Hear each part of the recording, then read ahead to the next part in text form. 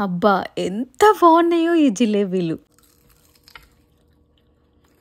అద్దరిపోయింది. పర్ఫెక్ట్ అంటే పర్ఫెక్ట్ కొలతలు టిప్స్ తో వచ్చేసాను. ఇవి ఇన్స్టెంట్ జిలేబీలు కావు.